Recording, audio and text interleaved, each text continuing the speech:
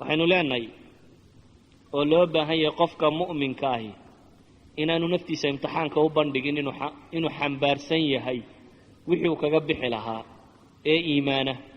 ee caqiido saafiya ah ee aqoon sharciya ku filana inuu helo mooyaane sida daraaddeed buu nabigu calayhi salaatu wasalaam xadiidka ibnu maaja uu warinayo albaanina saxiixadiisa uu ku soo saarayo waxa uu nabigu leeyahay calayhi salaatu wasalaam laa yanbagii limu'minin an yudilla nafsah uma habboona amase uma cuntamaysa buu nabigu leeyahay calayhi salaatu wasalaam qof muslimi inuu naftiisa dulleeyo waxay weydiiyeen saxaabadu ridwaanullaahi calayhim oo sidee buu ilaahay rasuulkiisiiyo kayfa yudillu nafsah sidee buu naftiisa qof uu u dullayn karaa sidee baa qof bini aadami naftii uu isaga ku jirtay uu dullinimo iyo mashkilad ugula iman karaa nabigu calayhi salaatu wasalaam wuxuu yidhi qaal yatacarad min albilaa lima laa yutiiqu wuxuu isu bandhigayaa imtixaanaadka waxaanu awoodi karin haddii waxaanad qaadi karin ama waxaanad awoodi karin ama imtixaan aanad raganimadiisa lahayn haddaad isa saarto waxaad u bantaallaa inaad naftaada dulminayso waxaad u bantaallaa inaad imtixaankaasi ku guulaysan weydo saa daraaddeed buu nebigu calayhi salaatu wasalaam in badan xataa wuxuu ka digayey xataa jihaad fii sabiili illaah ayuu nebigu calayhi salaatu wasalaam wuxuu lahaa laa tatamanaw liqaa'a alcaduw ha iska yididiilanina ama ha rajaynina inaad la kulantaan cadowga wasalu allaha alcaafiya weydiista buu nebigu lahaa calayhi salaatu wasalaam alle caafimaad ama inaad ka nabad gashaan balaayooyinka alle weydiista laakiin wuxuu nebigu leeyay faidaa laqaytumuuhum fasbiruu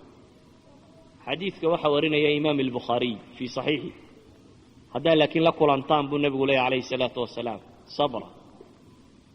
axaadiistaa markaan soo uruuriyo macnahan uga jeedaa wuxuu yahay qofka daaciga ahi waxaanu awoodi karin aanu aqoonteeda sharciya lahayn inaanu xambaarin ama aanu gelin asaxwa alislaamiya almucaasira mushkilaadkeeda waxaa ka mid ah waxay isku dayday inay wax badan xambaarto biduuni zaadin sharciy isagoo aanu dhammaystirmin walidaalik ayaa waxaa aada u muuqatay cawradoodii gaar ahaan waxaa aada u muuqatay ama jihaad ha noqdo ama siyaaso ha noqdo ama iqtisaad ha noqdo ama waxyaabo badan oo kale ha noqdo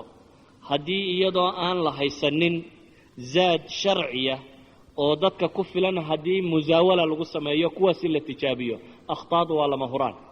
waa qasab in kuf iyo kacuu ku tiro bato waxay ahayd ama usluubka saxiixii wuxuu ahaa alculamaa aw alraasikhuuna fi lcilm inay qiyaado u qabtaan ama ay hoggaamiyaan mujtamacaadka islaamiga ah marka la eegayo inay ka dabaashaan fitanka iyo mushkilaadka iyo waxyaabaha si kala gedisan waxaynu ku tilmaamaynaa marka shayga koowaad aynu u baahanay wuxuu yahay almatlab alawal aynu rabno in la helaa waa inuu noqdaa cilmiga sharciga ah oo daraaso dhab ah oo matiina lagu sameeyo waxaad moodaa dadku in badan inay cumuumiyaadka daraaseeyaan in badan in si caama wax loo sheego in badan in nusuusta si caama loo istidlaalo laakiin nusuusta sharciga ah in tanziil lagu sameeyo alwaqaa'ic ama waxay dhacdooyinka nolosha in la dejiyaa waxay u baahan tahay aqoon tiro badan leh waxay u baahan tahay qofku inuu wax badan walidalik baa ilaahay subxaanahu wa tacaala nebiga calayhi salaatu wasalaam wuxuu ku tilmaamayay maxay waqul rabbi zidnii cilma xataa muxamed calayhi salaatu wasalaam ayaa ilaahay wuxuu tilmaamayay waqul rabbi zidnii cilma ilaahayow waxaad ii kordhisaa dheh aqoon ayaa alla leeyay subxaana wa tacaala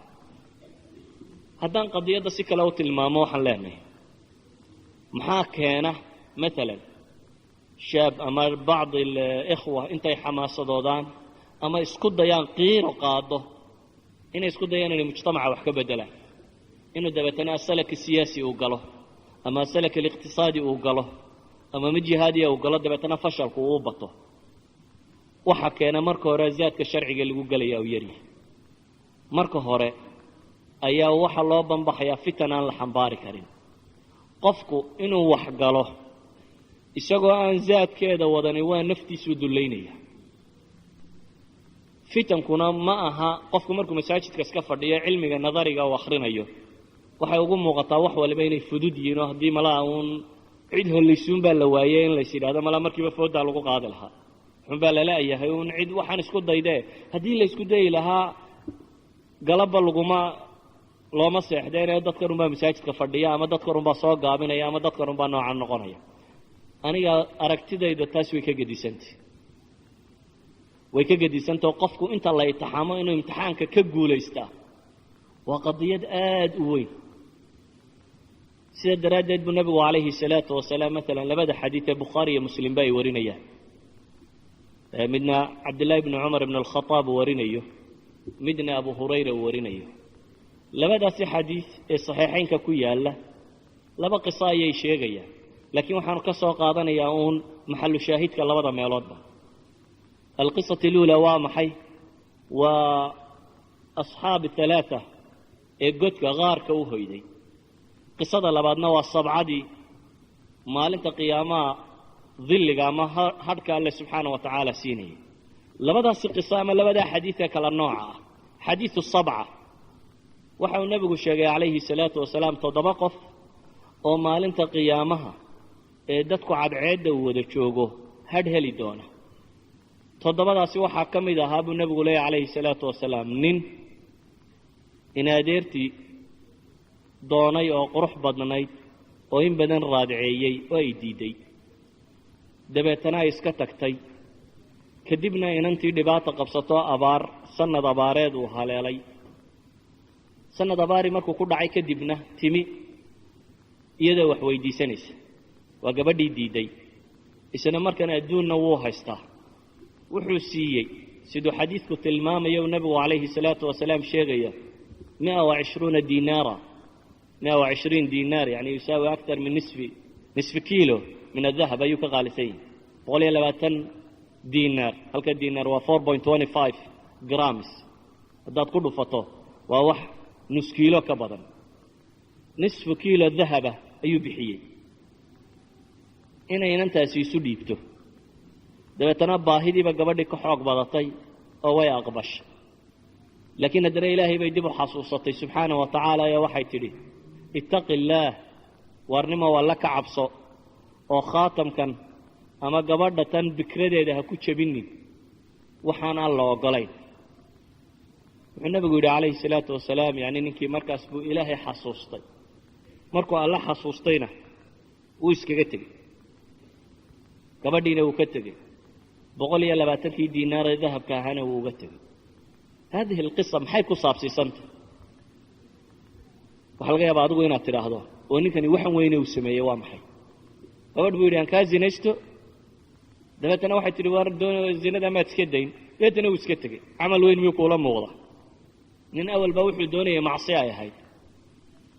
أو زنا الرادينية يدفتنا الزنا دي مركب قبل تروار سكدانا يسكتك وحلقة يا بانك شاب كاين والله موقته inaanu camal weyn oo sidaa agtaada ku buuran baynaanu hayn laakiin nabigu calayhi salaatu wasalaam camalkaasi wuxuu ka ratibay inuu ka mid yahay sabcada helaya yowma laa dilla ilaa dillah maalinta aan hoos jirin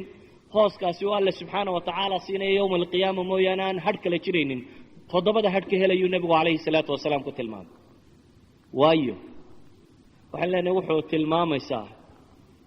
طرف واحد هدينو كأجنه وقف امتحان صوبا بحي أو دبتنا موضع الفتنة أو موضع الابتلاء يمي دبتنا ابتلاء كجوليستي ابتلاء أما امتحان بوقلي دبتنا امتحان كيبو كجوليست